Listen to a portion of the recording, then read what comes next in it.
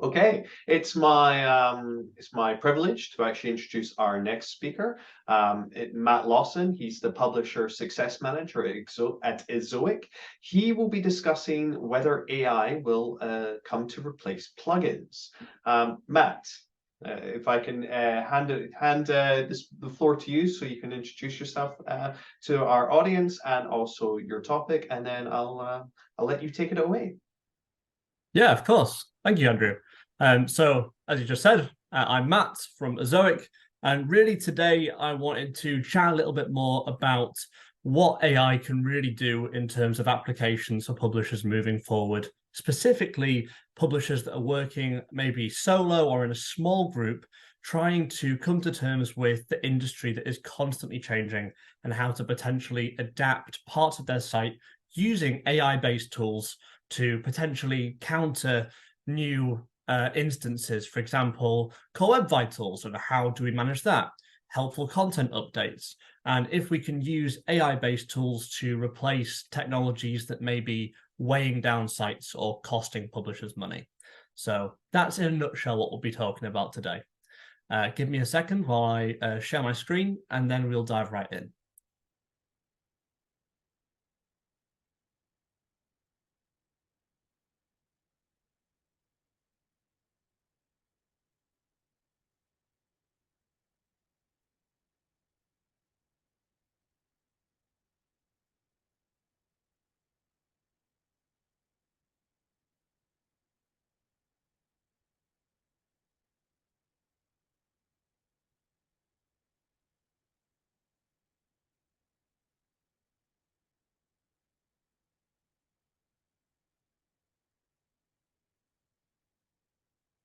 Hopefully you should be able to see this now. There we go. Right. So you have already heard a little bit more about what I was talking about today, but the title of our talk is Will AI Lead to the Death of the Plugin? Now, to start us off, specifically for our participants here, I wanted to pose a question. How many WordPress plugins do you think are currently available to install? Pretty generic question, I know, for the industry, but I was surprised with the answer, if I'm going to be honest with you. We have A, 2,300, B, 12,500, C, 40,000, and D, 55,000. If you answered D, 55,000, you would indeed be correct. That is a significantly larger amount than even I realized, and really goes to show just how big plugins are a part of our industry. They've been a part of the industry for many, many years, and even though some people do see them as potentially outdated or becoming outdated now, there is definitely no signs of them slowing down in terms of their growth and the sheer amount currently available on the market. So really, we're going to be talking about if it's a good thing that there's so many plugins available, if these plugins are a good thing or a bad thing for site growth, and if there's any that we need to steer clear of when it comes to navigating the new challenges faced in the industry.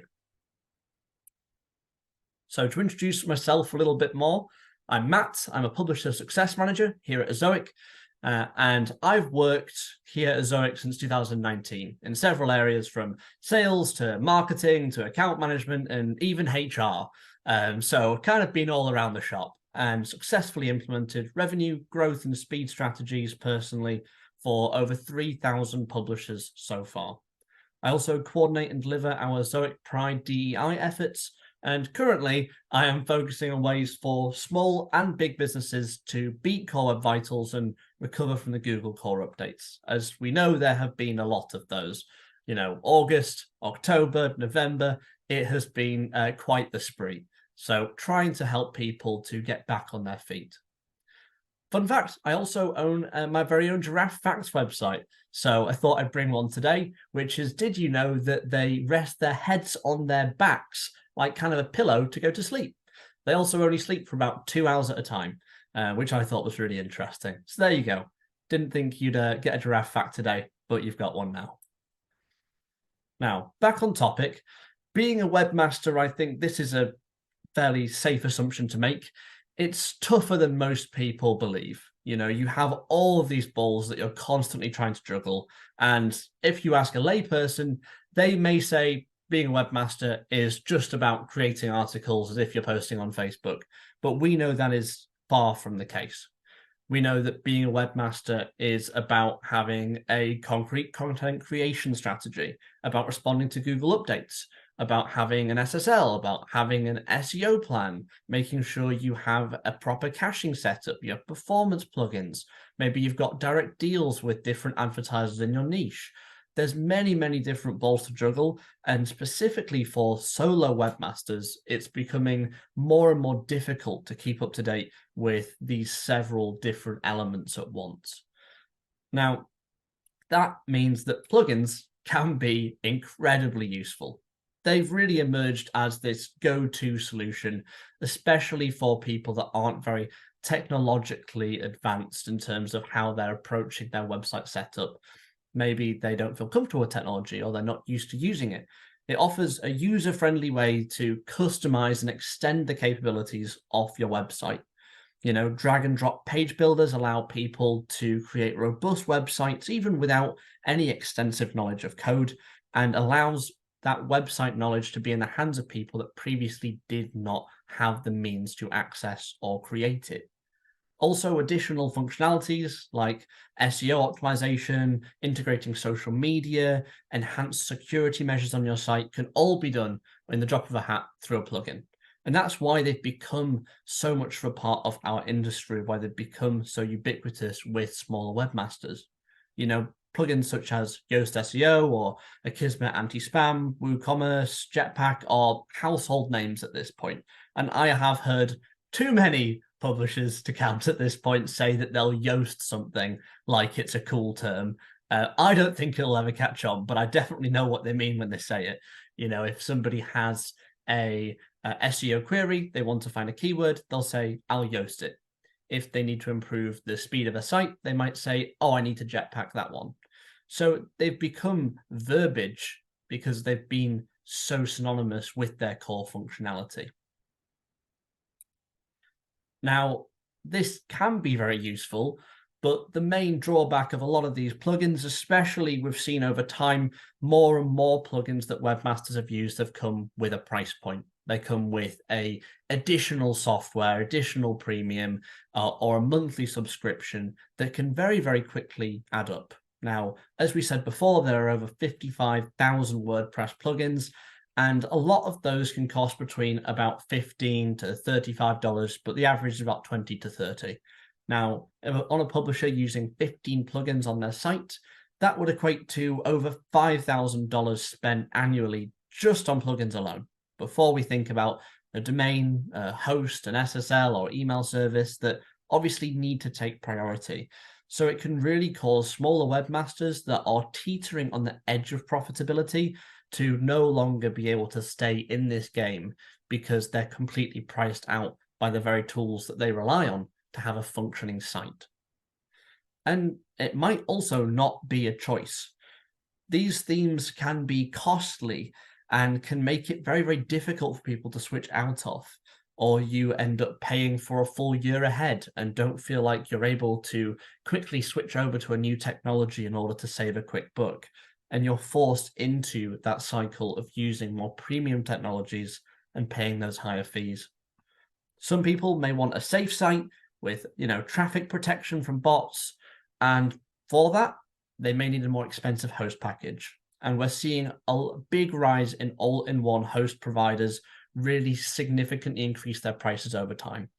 That's compounding the problem that we're facing with these plugins and really facing a situation where we're getting it in the neck and a bit of a rock and a hard place, where publishers find all-in-one solutions too expensive.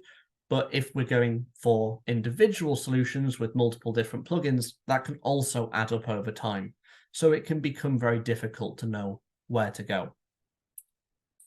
Now, on to AI, everyone's favorite topic at the minute. I thought I would ask ChatGPT this question, because who doesn't ask ChatGPT everything these days?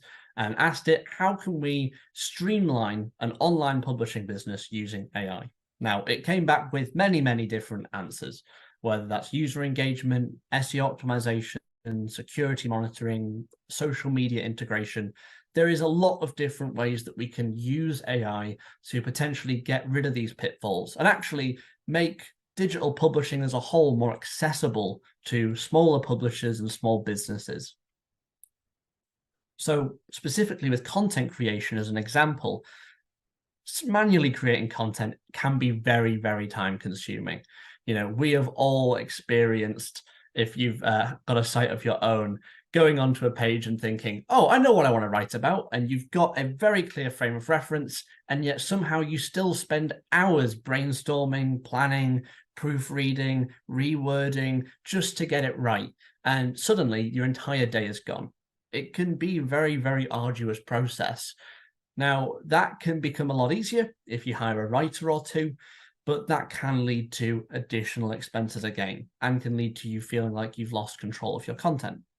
Alternatively, you can use plugins like Yoast SEO or WP Robot, which can assist in that selection. Yoast SEO can help you with keywords, and WP Robot can assist in automatically creating articles for you. But unfortunately, you know what I'm about to say here. They also contain paid versions or premium packages, which means that you are either paying for writers or you're paying for automated content creation. Then we go to the page builders.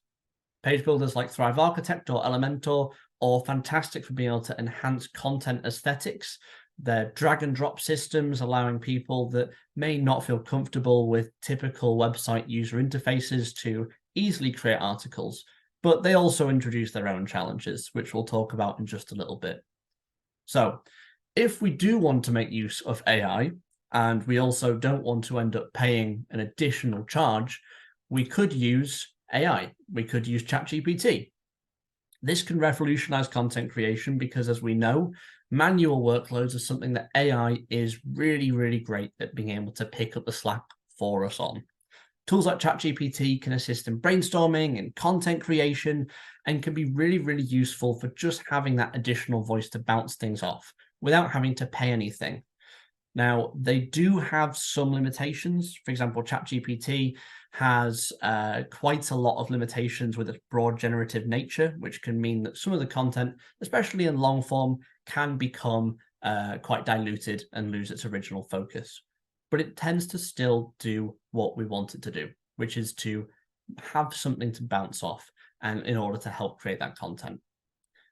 As an alternative to that, at Ezoic, we have our very own article generator called Wordsmith, which is allowing a free AI tool to actually focus on not just creating content, but creating articles, which is a big difference. With articles, you have headings, you have focuses, you have different styles that may lose that nuance in just generic content creation AI engines. So by using Wordsmith, you're able to sort those into separate sections and separate article subheadings in order to create an article that sounds much more closely to your own voice and your own sort of message that you want to be putting out there. So there are definitely ways to create content that don't break the bank and still allow you to free up that time to deal with those additional balls that you're having to juggle. Now, what about those page building tools? I know I mentioned them before and I was dangling it on a little bit of a thread. So this is pretty important. What are they like? Are they okay to use? Should we be steering clear? Well, to answer that, we need to go back a little bit to Core Web Vitals, and I'm sure many of you are aware of Core Web Vitals. So just to give you a little bit of a frame of reference, if you're not, imagine you're waiting for a website to load slowly, like very, very slowly. You know, the menu isn't responding, the buttons don't look quite right. You go to look at a paragraph and then it goes up the page and then you start reading it again and suddenly it shifts all the way down the page. You might have seen it if you're looking at a recipe blog, for example. It happens quite a lot. And whenever you do come across those, especially if you're just on mobile trying to find out a piece of information quickly, you tend to think, oh God, this is awful. I need to leave right now. I'm going to bounce. This isn't worth it. And that really is what Core Web Vitals influences. It's what they measure. Google really put this in place in order to improve the quality of websites and the experience for visitors across the net, and can be measured currently. There are changes coming into play in the future, but currently in 3 specific categories. LCP, our largest contentful paint, which marks the point at which the largest content element is visible. FID, which is the delay between the user's action and the browser response. And cumulative layout shift, which is the extent to which page elements shift around, such as when paragraphs move around when you first loaded into a page, as you may have experienced. Now, that may seem like it's a very far cry from what we were just discussing with AI and content creation, but it's really, really important when we think about how these plugins have an unintended influence in other elements of the industry. So passing Core Web Vitals can be incredibly important for webmasters, especially if they're using smaller businesses or they're lone webmasters that really rely on this website to take off. They really want it to grow and they're putting everything into seeing it succeed. Passing Core Web Vitals will do just that. It will improve search engine ranking and organic traffic, so it will improve visibility overall. However, failing Core Web Vitals, you can guess what this leads to. It harms a site's success. It reduces visibility and reduces search engine rankings, which often can lead to a significant reduction over time in organic traffic. So publishers are being forced to prioritize what can we do to pass Core Web Vitals at all costs. And often when they're looking through a fine-tooth comb or through a magnifying lens at their site, some of the biggest offenders in that are these page builders. They do enhance aesthetics, but often they do so using extra JavaScript and CSS code that's inserted into the page, using those drag and drop features or those more user-friendly user interfaces. And as a result, that additional code then becomes a problem for the visitors and can risk failure in the LCP portion of Core Web Vitals. If you fail that, you fail Core Web Vitals, and as a result, receive that penalty from Google. Now, some plugins like carousel plugins or contact form plugins like Contact Form 7 can also load that additional code that I mentioned before with the page builders, and we see similar impacts with Core Web Vitals long-term using those plugins. So it's not just about if a plugin is expensive or not, it's also about if this plugin is having an unintended side effect on other aspects of the site. So really it's about a dilemma between, can I make my website aesthetic? Can I make it look as I want to? Or will I want to take that hit with the reduced organic traffic? You know, do I really want that for the site? So it's prompted a lot of publishers to focus on a simpler setup and potentially removing plugins for that reason. Now, moving forward into ad implementation, most publishers, most businesses really need a form of steady income in order to keep the lights on and the doors open. And that is no different for smaller webmasters. Monetization can seem very, very overwhelming. You know, when you are already balancing making 5 articles a week and also updating your content strategy and your brand and taking new pictures, do you also really have time to get on your email and message several different brands to negotiate the best prices for next month? It's incredibly difficult to do that. And so monetization plugins offer that balance. They offer a way for you to just plug it in and easily earn, which can be very helpful.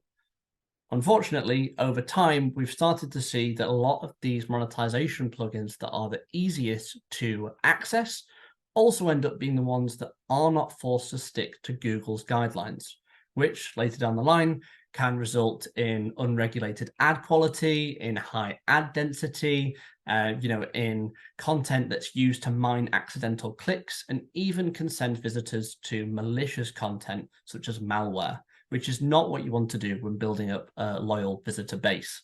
So there can be some real significant risks involved with running these plugins.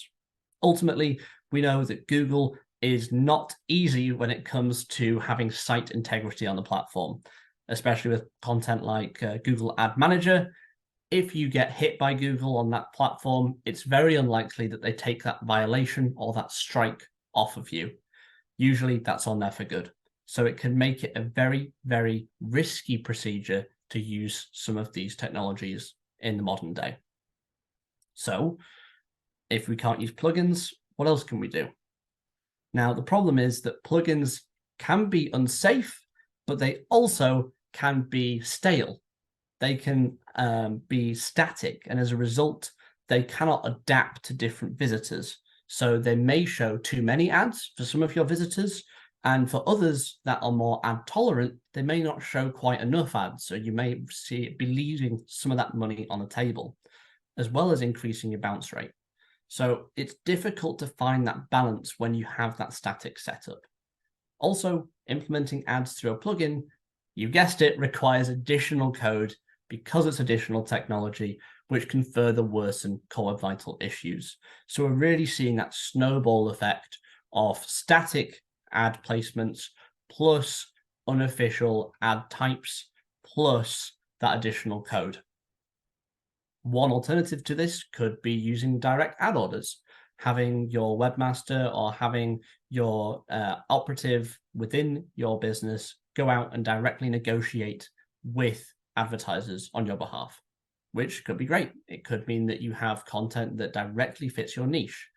And in most cases, can also lead to non-competitive CPMs. Advertisers often produce offers that are significantly lower than those that they would be required to if they were in a Google Ad Manager auction house, because they no longer have to compete with other people.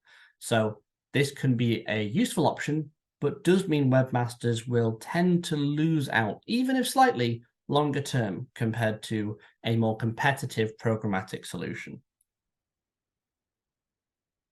Now, you don't have to use a static setup. And really what we're seeing going forward into the end of 2023 and beyond is that publishers seem to be having much more success using an adaptive setup and really utilizing artificial intelligence, because we can use AI to have each session on Ezoic be customized to the individual's preference, whether that is the number of ads shown, the sizes of ads, as you can see in this little GIF here, that really, really differs depending on where you are in the world, what your signal type is, what your preferences are, and that can have a huge impact on take-home pay. Some people may bounce if they see a top-of-page ad. Some people may be absolutely fine with it. Some people may be fine with a sidebar ad, and others may find that really, really reprehensible and just can't deal with that, and they'll bounce straight away. It's interesting to see what will make some people have a difficult time with the page view, but it's very different for very different people. So having the same setup is bound to leave money on the floor. Being able to have an adaptive setup means that you can show less ads and use that artificial intelligence to more successfully implement the ads that you are showing. So you don't need to be concerned with striking that balance manually, and you can spend more time focusing on content. This is a really, really helpful solution when you're trying to balance the direct ad orders versus the plugin, because before it was only ever either speed, get this up and running right now, but run a risk with the quality, or take a long time building that negotiation, building that relationship, and still leave some money on the floor.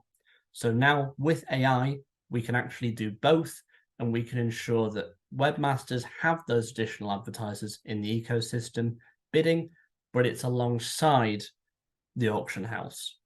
They're no longer able to just slip by and hope that they don't notice. They have to bid alongside the other advertisers in the pool, and so we always make sure that they get the very best bids, and that is thanks to AI. Now, can it replace every plugin? I would say that AI is definitely starting to give plugins a run for their money. Now, we know that AI has automated repetitive tasks down. It is fantastic at them and has rendered several plugins obsolete because of that. For example, some social media plugins are obsolete because of AI-powered social scheduling tools like Buffer and Hootsuite that can complement what your current strategy is through AI and through deciding what is best specifically for your business and not just generally for everybody.